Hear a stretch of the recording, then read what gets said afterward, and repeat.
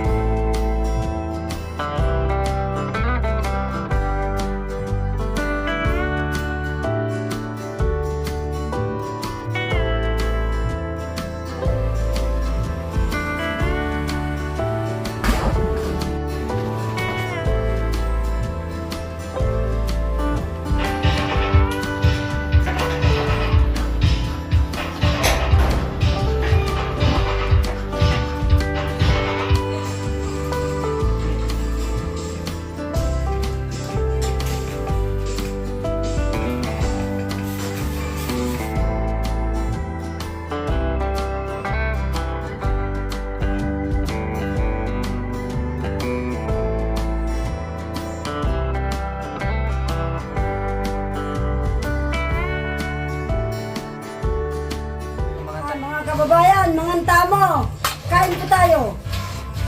You eating? Come here. Amazing.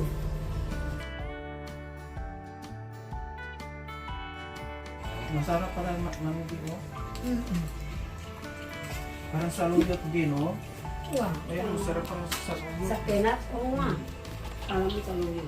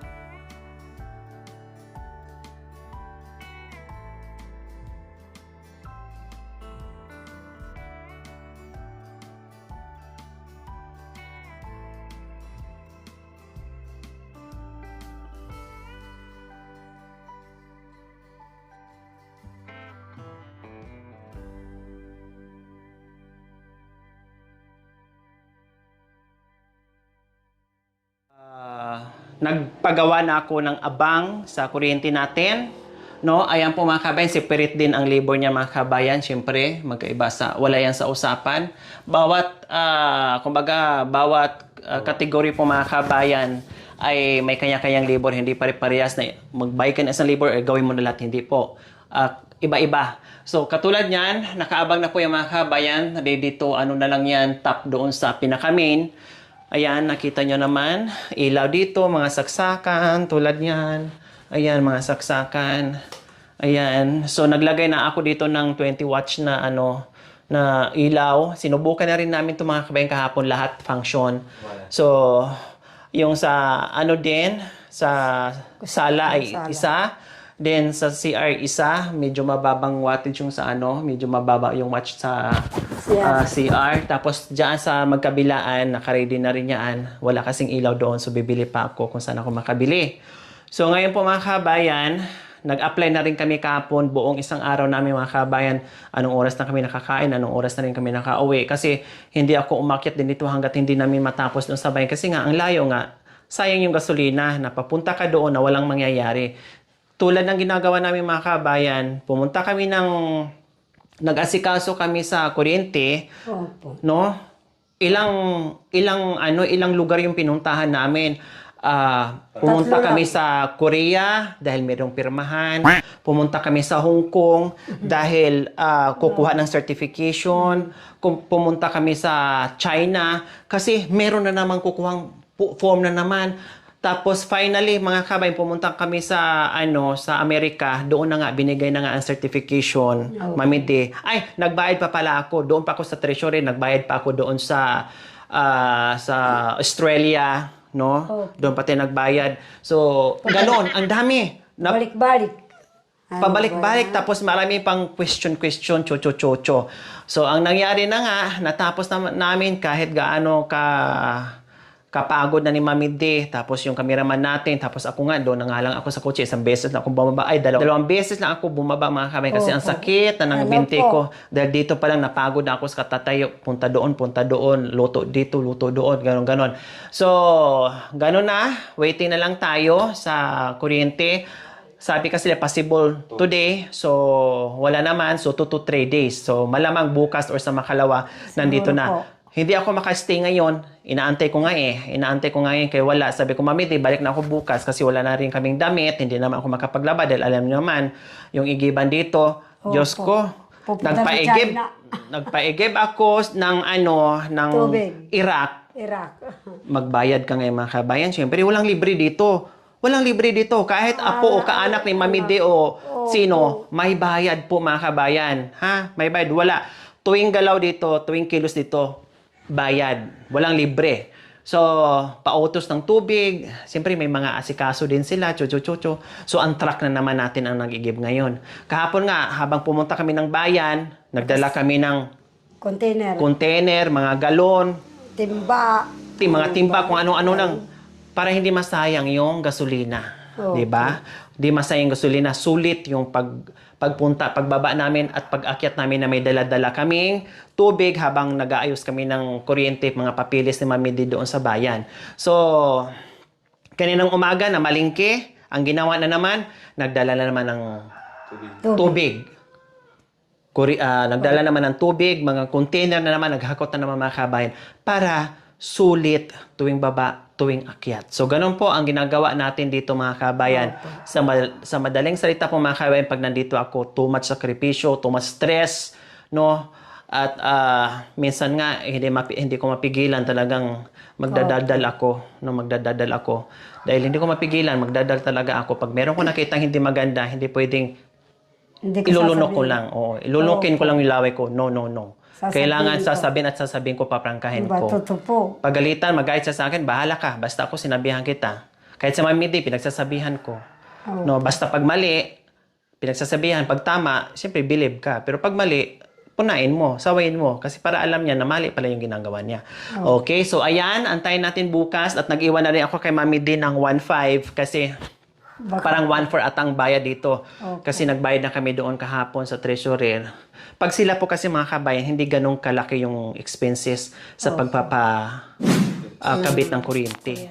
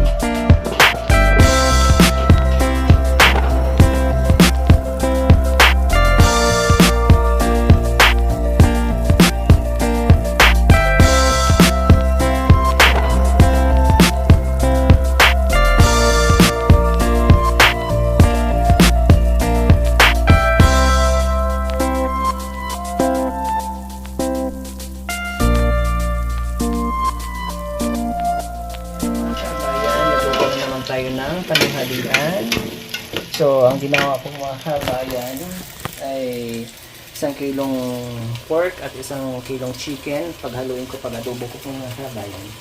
So, lagyan din natin yan ng ayan, tidbits po mga kabayan para masarap. Parang manamis-namis na maalat-alat o parang gano'n. Tapos itong ano natin, yung patatas, i-half cook muna natin para hindi siya madurog bago natin ilagay sa adobong manok at chicken na pinaghalo na natin. Ayan.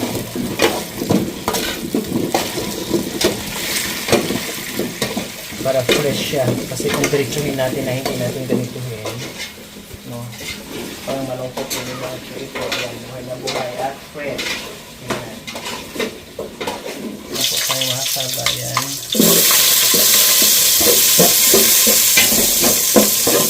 Sinabay ko na yung sili para mamaya ay dahil yung mga ano ko ay mahilig sa mga anghang konti.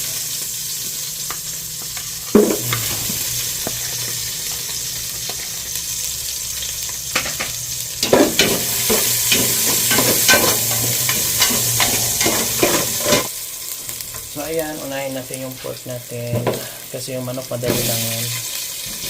Palambutin lang natin ito.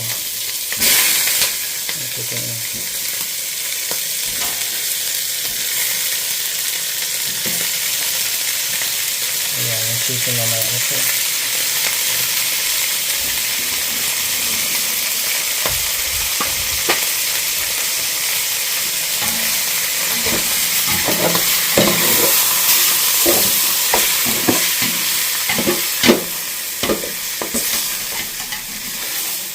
So ayan po mga kabayan, medyo malambot na yung ating pork. So isunod na natin yung chicken. Kasi pag isabay siya mga kabayan, siyempre malalambot na yung ano, chicken ay madali yung lumambot. Kaya pinalambot muna natin konti yung pork natin. So ayan. Tapan natin ulit. Ayan po mga kabayan. Ito na yung mga katanungan ng mga viewers natin, sponsors natin, subscribers, followers. No, yung mga katanungan nyo na dapat merong Barentillas. grills, grills. no, itong tubular nga po mga kabayan, modern, no, maganda at mabilis. So ayan po mga kabayan, ayos na. So wala nang pangamba si Mami D. Kung magstay ulit ng Pangasinan, wala siyang iisipin dahil wala na makakapasok dyan. Diba? So safe na siya. Pag umaalis din siya, halimbawa, ay may puntahan, hindi na siya maghakot sa gamit niya doon sa loob. Hindi na siya maglipat-lipat, nakakapagod yung lipat ng lipat. Opo. Kaya halimbawa, punta siya dyan sa Ilog. baba o sa ilog, kundi sarado na lang niya. Kailangan walang maiwan, nakasarado. Opo. So ayan, din ito po yung ating pintuan, ano ko lang dito ko lang hawakan.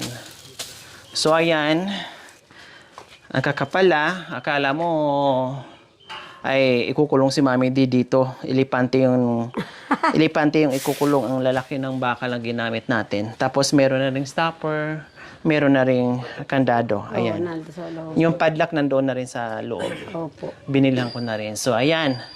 So, hanggang doon. And then, yung grills natin. So, this is it. Simply tubular. Opo. No? At ngayon lang din po ito na natapos mga kami. 3 days kami dito. Nag-stay pati kami. Kaya wala kaming gaanong vlog ngayon. Naka-focus dito kay Mami D kasi sabi ko hindi ako uuwi o hindi ako aalis hanggat hindi matapos kasi nga para matapos na yung stress ko. So ngayon awa ng Diyos wala na akong iisipin dahil tapos na yung grills. Hindi baling nagstay kami dito, inabot kami ng 3 araw, hindi ako nakaalis, hindi ako nakapunta sa iba. Ako lahat po mga kabayan, no? Ako lahat, pero okay lang, walang problema. Ang importante matapos na talaga.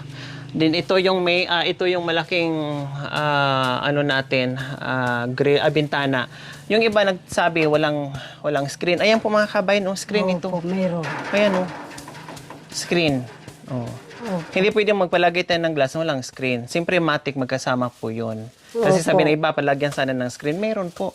Nung kinabit to yung window glass, kasama na po ito. Package na po yan, magkakasama yan. So dito naman po mga kabayan sa likod, parehas lang din. So may mga mancha-mancha. Opo.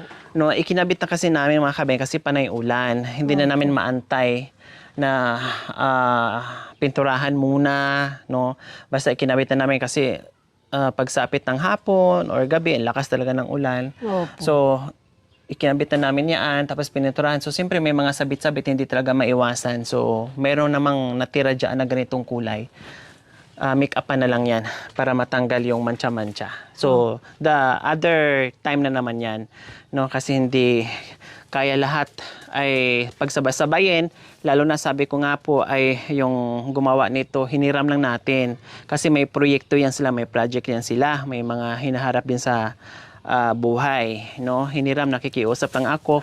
Basta importante ay magawa, tapos na hindi yung may kausap nga tayo dyan, ay pabago-bago yung isip, pabago-bago yung presyo, pabago-bago yung istorya, pati sa kuryente. Oh. Si Mami D na nga ang pinaharap ko para magkaintindihan sila, salitang Aita.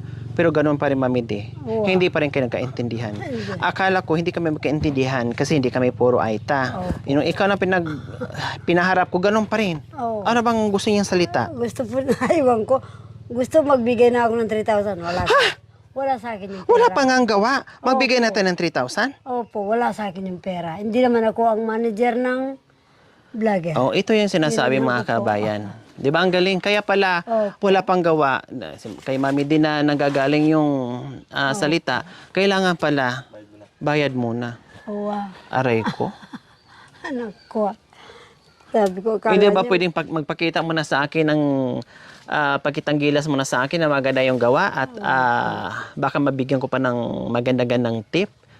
Yan ang ayaw ko mga kabayan. Yan ang ayaw na ayaw ko magagalit ako. No? Kapag yung may gumagawa and then pira kagad, pakita muna ng gawa muna. Opo. Magpakita ka muna ng magandang gawa mo, magpabilib ka muna doon sa nagpagawa sa'yo bago yung pera. Hindi yung, kaya pala walang pumunta ni isa, walang bumaba na nandito na ako, kinalista ko na, o sige, ilista mo, gawin mo ganyan.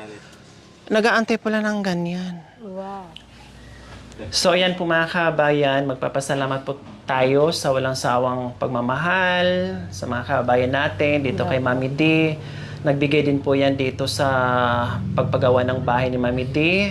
No? Nagbigay din po yan sa nung na-disgrasya tayo. Nandiyan yan, all-out support yan. At ngayon, nagbigay din po para dito sa grills. Maraming salamat po. Walang iba kundi love from Ate Jane ng New York City. Maraming salamat po. Walang pagsisidlan. Ang pasasalamat namin sa inyo sa kabutihan, sa pagmamahal, sa kabusilakan ng iyong puso. No, na talagang all-out support po dito sa aking munting adikain. Maraming salamat. Ang may igaganti ko po sa inyo ay walang sawa ding pasasalamat, taos pusong magpapasalamat at dasal nawa ibigyan pa kayo ng mahabang buhay, kalakasan ng katawan sa araw-araw at hindi lang sa inyo, sa buong pamilya.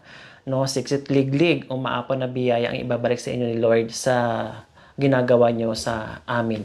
Maraming salamat po muli, Ate Jane ng New York City. Maraming salamat. Mami D, pasalamat tayo. Ma'am Jane, nasa New York City, maraming salamat po. Totoo po ito.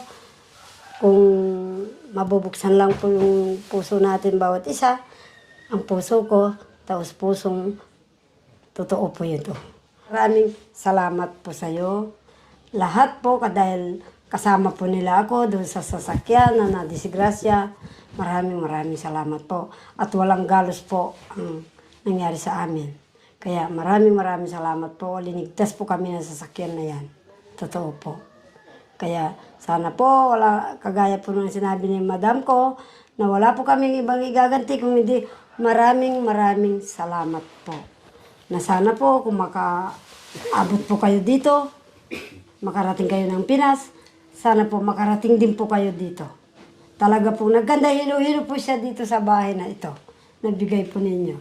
Maraming salamat. Kaya sabi ko po, nasasabi ko, ang makakatulog lang dito, ang mga vlogger at saka ang mga viewers namin at saka yung mga sponsor. Yun lang po. So, ayan po mga kabayan. Nagpadala po si Ate Jane ng $800. I-check ko po yun. Double check ko mga kabayan mamaya pagdating. No, lahat ng expenses dito, siyempre sabihin ko po sa kanya. Basta ang natandaan ko itong huli po mga kabayan ay $800. So, dapat nga ang usapan namin is may usapan kami na Ate Jane. Kaya lang nagulat ako ay pinasobrahan niya kasi alam niya yung expenses dito.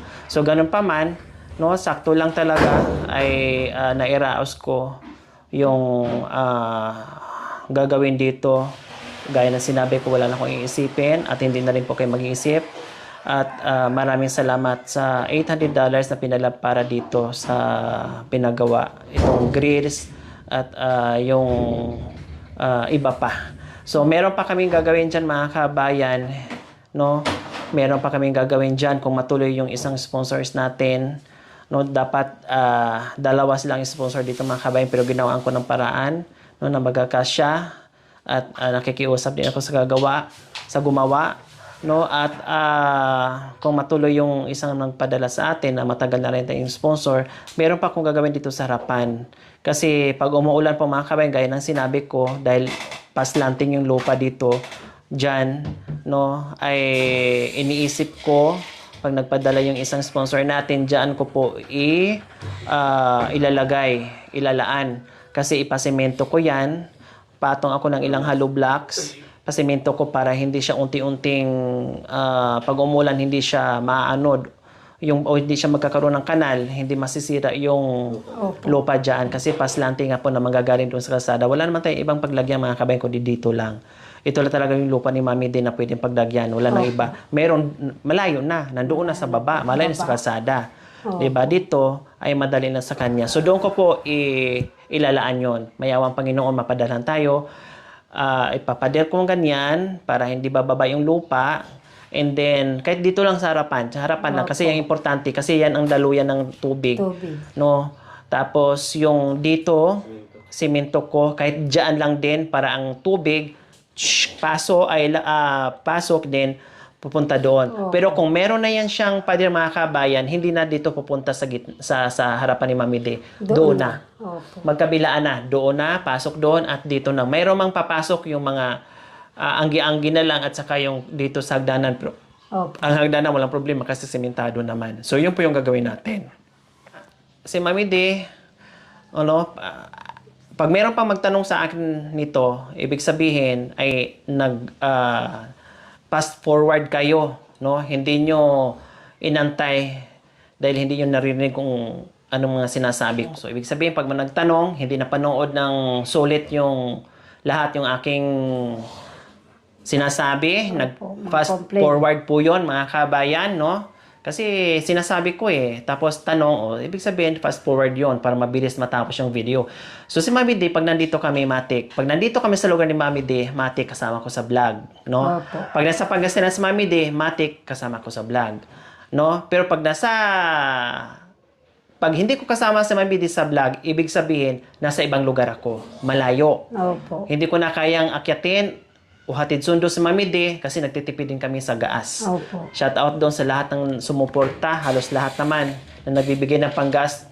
Highly appreciated po yon. Salamat kasi kayo po nagiging daan kung bakit narating namin yung mga matatarik na mga kabundukan, na mga nasa liblib na mga kabundukan dahil po sa suporta sa inyo.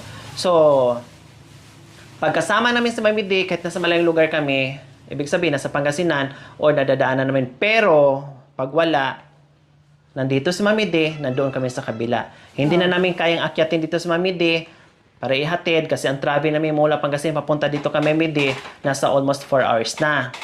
So, nasa almost 4 hours na, ang balikan 8 hours na. So, kung daanan namin dito sa Mami D sa kabilang bundok, and then bababa na naman kami, pupunta naman sa kabilang bundok, wala na. Nahilo na kami. Para na kaming turumpo na galing ng Pangasinan, pumunta lang dito na wala naman din ginawa. Nagsama-sama, naghatid sundo na lang kay Mami D. Kasi mga kabayan, ganito yun, no? Baka akala nyo po ang pagbablog ay Madali. pagpunta mo lang dyan sa tabi, makakita ka na kaagad ng iba-vlog mo. Hindi po. Pupunta muna kami sa isang lugar, sa kabundukan. Maglalakad muna kami ng ilang oras. Maghahanap muna kami ng ilang oras kung sino yung ma-vlog namin. Hindi po yung pagdating namin sa bundok na, ay, ayan na kaagad. Hindi po. Minsan, zero pa. Pagpunta namin doon, na kahit kay layo, minsan wala pa. No? Wala pa. Minsan, swerte lang kung makadalawa ka, no? Or makatatlo. Kasi undas pat po yung ginagawa natin. So, ganun po yun. No? Opo. So, ayan po mga kabayan, bumili na rin ako ng malaking electric fan kasi gagamitin nga, nakahanda na. Kasi nga, sabi namin, pag nandito kami banda na hindi na namin kayang umuwi, talagang dito. Or, magstay talaga ako dito.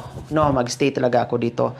Kumbaga, palitan kami ni Mamidi. O, doon tayo, Mamidi. O doon na naman tayo mabili. Ganon ang mangyayari mga kabayan. Kaya bumili na ako ng malaking electric fan. Kailan nung pinaandar namin kagabi mamili? Wala, parang helicopter na yung bahay natin. Tapos ilisin ng... Naririnig ko nga, doon Ang ako sa puno lakas ng... pala. Oo. Siguro, Nandun ako sa kalsada. bagay lang to siya sa summer. Yung Opo. tag-init mamidi. Opo. Pero pag yung malamig na ganito, Diyos ko, para ka naka-aircon. Kaya sabi ko, ay, bibili pa ako ng maliit para pag yung ganito lang, hindi ka masyadong lamigin. Kasi kung ganito kalaki, tapos ganito din kalamig dito na tag-ulan, super lamig. O, tapos, ito, dinagdag ko rin to, no? Dinagdag ko rin to mga kabayan. And then, bumili din ako ng malaking drum. Tapos, pagkain, iniwan ko na yan. No, ayan, iniwan ko na yung mga pagkain. Yung baygon ko, Mami Di, ha? Baka mamaya, tabila yan dyan. Ayan, bumili na rin ako nito para sa loob. Meron naman nabili ko nakaraan. Kailan nagdagdag ako. Then ito yung, okay, so ito yung binili ko kahapon din. Kasi tag-ulan, bili ako ng ganito, nanghiram pa ako ng drum panglabas. Bibili pa ako ng panglabas. Nagtanong nga ako ni Mami De, baka pagbalik magbili ako ng makadaan ako. Bibili ako ng panglabas para pag umuulan, merong masahuran dyan at kahit panghugas-hugas namin sa pinggan, panglaba, okay na. Ito, pangsaing, panghugas dito sa mga ulam-ulam kasi may, ano naman, may mineral naman, may jug naman. Mami din, ano na rin ako ha, may mga tubig ka na rin dyan. O ngayon anak ko. Tapos, ito, sabi ko kanina, nagluto ako ng marami. Nabawasan na namin to pero marami pa rin, hindi pa nangalahati. Ayan o. Puno yan kanina. Siyempre, kinainan na namin, tapos binigyan ko na din. Tapos may kanin na dito, Mami, di, wag ka na magsaing. Ali ko manese. Ayan, okay na yan. Nilinis ko na yan kanina. Ito. Payong para, magdala kang payong. Payong? Uwa. Anong gusto mong, gaano kalaki yung payong? Yung mga malaking-malaki. Yung mapayungan natin yung bahay. Mapayungan natin yung bahay. Ito ha, ayan o. Kaya tamang-tama lang. Muli, maraming salamat po, Ate Jane from New York City. Maraming salamat po muli sa inyong lahat. Opo, ma'am. Maraming salamat po, ma'am. Bye-bye po sa tulong ninyo. Hindi ko po malimot hanggang sa wakas po. Makarating din po kayo dito para makahiga po kayo dito, makapahinga. Kahit isang...